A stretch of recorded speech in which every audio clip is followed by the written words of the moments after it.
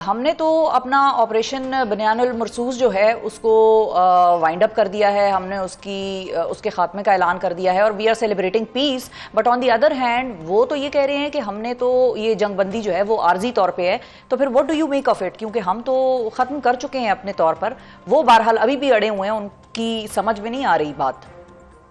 बात यह है कि जब एक हारा हुआ होता है, दुनिया में जगदसाई होती है, मुंह काला हो गया होता है और इनकी एक अकड़ टूट गई है, दुनिया को पता चल गया, मीडिया एक्सपोज हो गया झूठ बोलता हुआ। और अभी भी नरेंद्र मोदी जो गुजरात का कसाई है, वो अभी बैठे ये कह रहे हैं हमने पहले 3 दिन में पाकिस्तान का पूरे प्लेसेस तबाह कर दिए, पाकिस्तान को हमने नेस्तों नाबूद कर दिए। स्टूपिड आदमी, क्या मुझे बताएं कि तुम किसको पाकिस्तान, तुम्हारी जितनी पब्लिक है वो तुम्हें गालियां दे रही है, तुम्हारे ऑपोजिशन लीडर कौन है, लवाहिकीन जिनको तुमने मारा 27 लोगों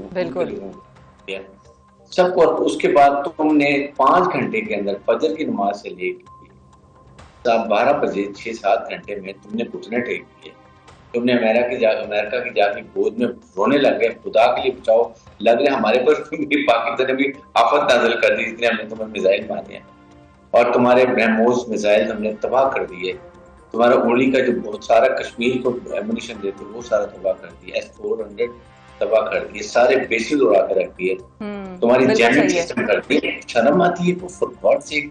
and then you have the guts के जी वो सीजफायर पे क्यों किया, फिर क्यों किया ceasefire?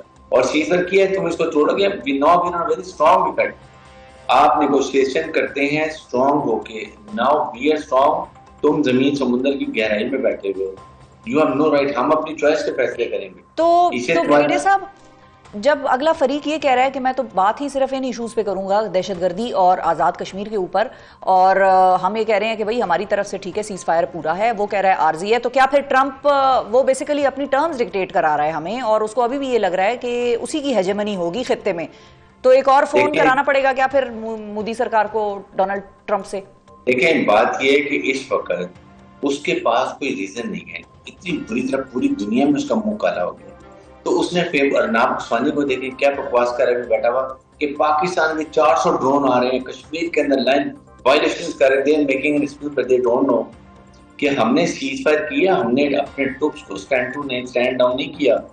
Everybody is red alert, we know you, you are cunning, तुम लोग मुल्क है तुम्हारा, बिल्कुल सही, छोटे होते, इसलिए सब लोग तैयार बैठे हैं, वरना फेज 2 जो आएगा वो ऐसा होगा कि तुम्हारी नस्लें याद रखेंगी, ये इससे ज्यादा इकोनॉमिक लॉस होगा इनको। ये DGISP ने पहले भी कहा था कि स्टार्ट आप करोगे, खत्म हम करेंगे, 5 घंटे में आपके सारा आपका बैंड बज गया, तो फायदा क्या आपको बात करने का, एंड कीप शट अप। बिल्कुल सही है, बिल्कुल सही है। ब्रिगेडियर साहब मेरे साथ ही रहिए, चौधरी साहब आप भी मेरे साथ ही रहिएगा। एजाज चौधरी साहब हमारे साथ मौजूद हैं, ब्रिगेडियर रिटायर्ड हारिस नवाज साहब हमारे साथ मौजूद हैं। एजाज चौधरी साहब, आपसे मैं ये जानना चाहूंगी कि अभी कुछ देर पहले आज ही की खबर है कि जयशंकर की कॉल हुई है अपनी ऑस्ट्रेलियन काउंटर पार्ट से, और उनको जयशंकर साहब ने ये फरमाया है, बताया है कि जीरो टॉलरेंस पॉलिसी है हमारी टेररिज्म के हवाले से, और किसी तौर पर भी हम रियासत को और लोगों को और टेररिज्म को अब अलग अलग नहीं समझेंगे, एक ही समझेंगे। जहां से हमें टेररिज्म का खतरा होगा, बेसिकली वो कहना ये चाह रहे हैं कि हम उस जगह पे हमला करेंगे और भरपूर तरीके से करेंगे, और दुनिया को भी वो यही बता रहे हैं। क्या वो ये बात भी तो बेसिकली दुनिया को या हमें मैसेजिंग पहुंचा रहे हैं या बता रहे हैं कि आगे आने वाले दिनों में भी आप लोग हमसे कोई बईद ना रखना, और जहां पर भी भारत में किसी तौर पर कोई हमला हुआ या कुछ हुआ तो बगैर एविडेंस के, जिस तरह इस मरतबा पहलगाम के बाद उन्होंने कार्रवाई की है, उसी किस्म की कार्रवाई वो आगे आने वाले वक्तों में भी फिर करेंगे? फिर तो रेसिप्रोकल होगा ना जी।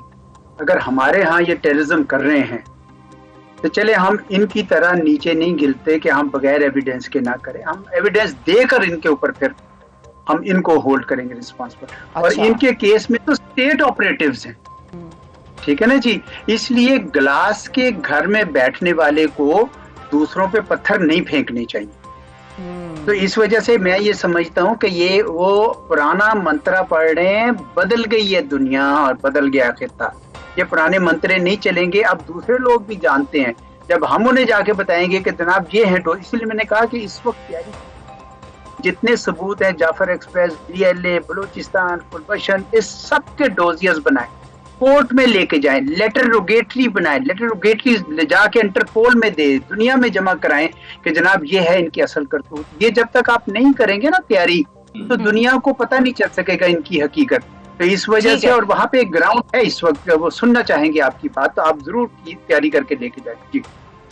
अच्छा चौधरी साहब, क्या हमसे कोई स्ट्रेटेजिक गलती तो नहीं हो गई कि हमने जब सीज फायर के लिए अग्री किया तो हमें ये शर्त रख लेनी चाहिए थी कि भारत कम से कम इंडस वाटर ट्रीटी को तो दोबारा से रिस्टोर करे, क्योंकि भारत फंसा हुआ था इंटरनेशनली, उसकी सुबकी हो रही थी, आर्टिकल्स छप रहे थे मोदी के खिलाफ, उनकी स्ट्रेटजी के खिलाफ, मिलिटरीली उनके जहाज राफेल जैसे फ्रेंच तैयारे गिर गए और सारी कहानी पाकिस्तान के बड़े हद तक फेवर में जा रही थी। तो कहीं हमने जल्दबाजी तो नहीं कर ली उनको मतलब खुला फ्री हैंड दे के?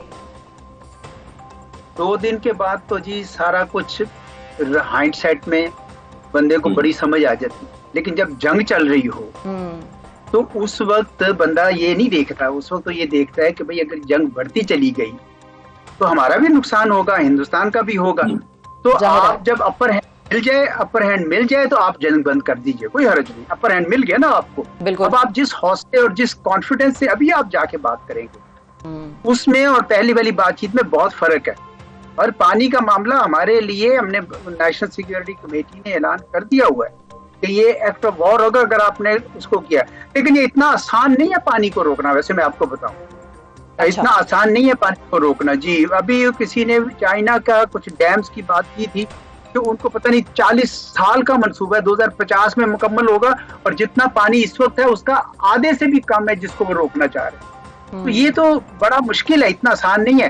लेकिन फिर भी अगर ये उसको मैनिपुलेट करें और पाकिस्तान की फसलों के लिए नुकसान पहुंचाएं, इसलिए हमें एक्शन तो करना है। हमें एक साथ इसी सांस में ये कहूंगा कि हमें चीन के साथ बड़ा करीबी और भी करीबी हो जाना चाहिए। वर्ल्ड बैंक जाना पड़ेगा हमें, वर्ल्ड बैंक को अप्रोच करें हम? वर्ल्ड बैंक जाएं, जरूर जाएं, लेकिन वर्ल्ड बैंक वाले मुझे लगता नहीं है कि कोई खास ज्यादा करेंगे। ये इन काइंड ही जवाब होगा, इसलिए मैंने कहा कि चीन के साथ कोऑर्डिनेट करना पड़ेगा, जहाँ पे ये लोअर राइपेरियन है इंडियंस, और चीन का जो इस वक्त मूड है पाकिस्तान के साथ बातचीत करने का और पार्टनरशिप दिखाने का, इसलिए हमें बड़ा क्लोजली वैसे भी उनको कॉन्फिडेंस में लेना चाहिए। उन्होंने बड़ा अच्छा साथ दिया है पाकिस्तान का, और वो सही सच्चा दोस्त साबित हुआ है पाकिस्तान का, इसलिए उनके साथ कोऑर्डिनेशन अब बहुत जरूरी होगी, क्योंकि अगले आने वाले दिन जो है इसमें बातचीत जरूरी है। लेकिन ये लोग भागेंगे क्योंकि इनका ख्याल है कि पानियों के मामले में इनका अपर हैंड है, इनका अपर हैंड नहीं है। हम इसको बड़े जोरदार तरीके से हमें ले जाना होगा ये एजेंडा आगे। बिल्कुल सही है, बिल्कुल सही है। अच्छा ब्रिगेडियर साहब, चौधरी साहब भी ये बात कर रहे हैं कि चाइना ने हमारी बहुत एक जबरदस्त देरीना दोस्त होने की हैसियत से मदद की है और साबित किया है चीन ने भाई कि वो किस तरफ खड़ा है और क्या सही उसको लगता है।